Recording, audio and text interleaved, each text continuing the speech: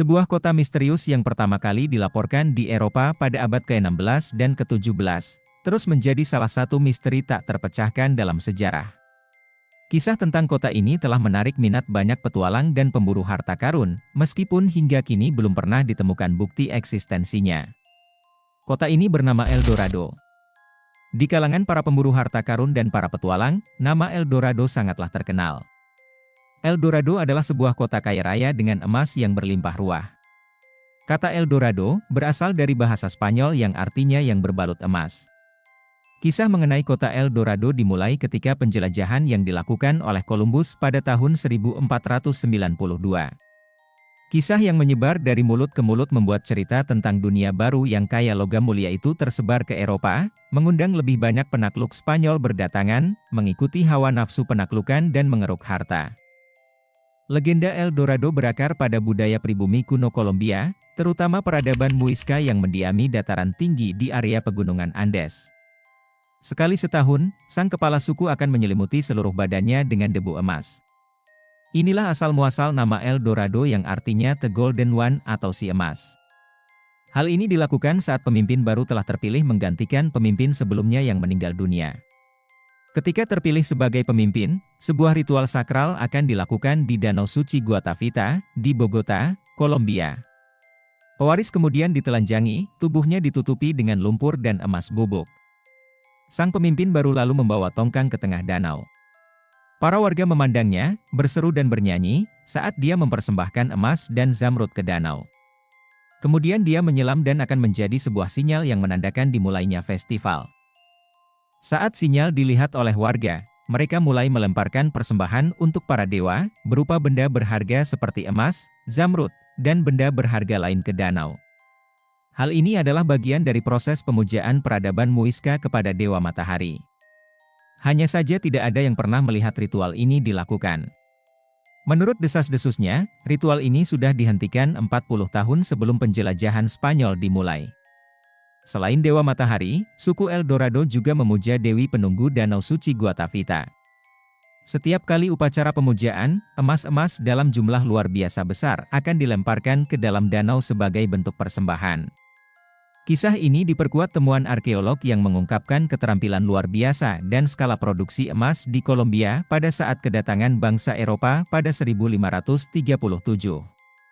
Ketika penakluk Spanyol tiba di Kolombia pada abad ke-16, mereka mendengar kisah El Dorado dan menjadi terobsesi untuk menemukan kota mitos ini yang konon penuh kekayaan tak terhingga. Salah satu penakluk dari Spanyol, González Pizarro yang pernah mencari El Dorado.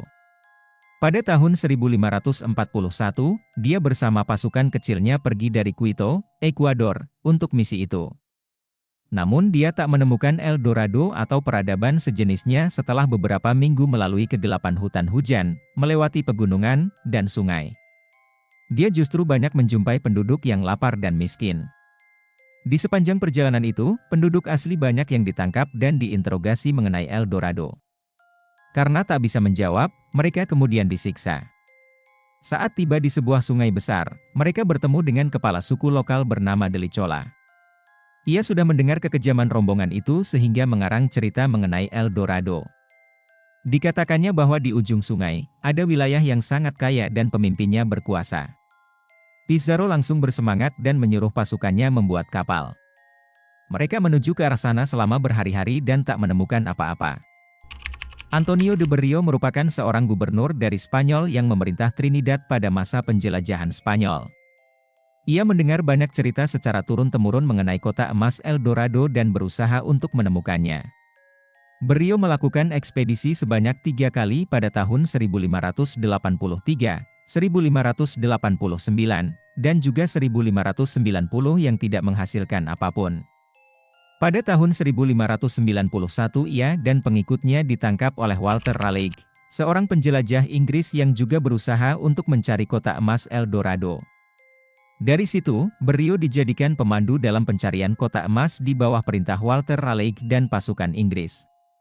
Walter Raleigh memulai perjalanannya pada tahun 1595 untuk mencari El Dorado dengan menjelajahi Danau Parime di dataran tinggi Guyana.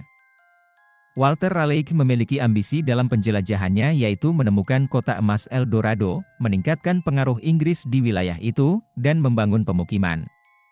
Ambisi Raleigh semakin membara setelah ia mendengar cerita dari Juan Martinez, sosok yang mengaku pernah diculik oleh orang El Dorado dan dikembalikan lagi ke tempat asalnya. Pada tahun 1596, Raleigh mengirim salah satu letnanya yaitu Lawrence Kemis untuk menjelajah Sungai Orinoco yang diyakini merupakan jalan menuju kota emas tersebut. Meski sudah menjelajah banyak tempat di Amerika Selatan, Walter Raleigh tetap tidak menemukan kota emas yang hilang. Namun Raleigh masih yakin bahwa kota tersebut ada karena ia pernah menemukan emas dan batu permata di dasar sungai di sekitar Amazon dan Orinoco.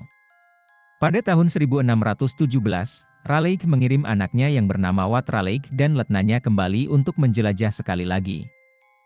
Sayangnya, pasukan Raleigh berpapasan dengan pasukan Spanyol dan terjadilah pertempuran yang mengambil nyawa anaknya, Wat Raleigh, dan membuat letnanya, Lawrence Kemis, memilih untuk mengakhiri hidupnya sendiri. Walter Raleigh akhirnya kembali ke Inggris dengan tangan kosong dan dihukum dengan cara dipancung karena melanggar perintah raja untuk tidak melawan pasukan Spanyol. Namun demikian, kisah El Dorado tetap menjadi salah satu pemicu bangsa Eropa menjelajah dan menjajah Amerika Selatan. Masih ada lagi yang berusaha mencari El Dorado, tapi sejauh ini, kota emas itu masih sebatas imajinasi.